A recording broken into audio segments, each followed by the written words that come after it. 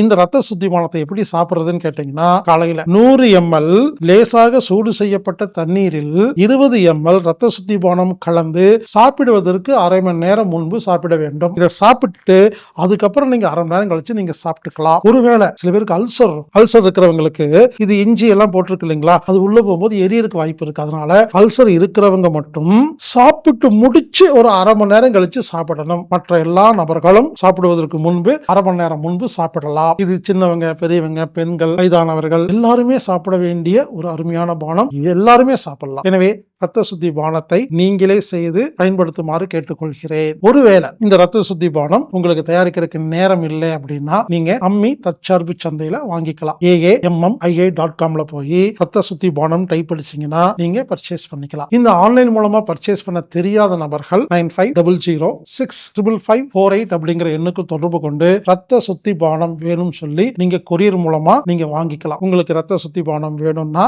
அம்மி தற்சார்பு சந்தையில வாங்குங்க. இப்படிக்கு ஹீலர் பாஸ்கர்.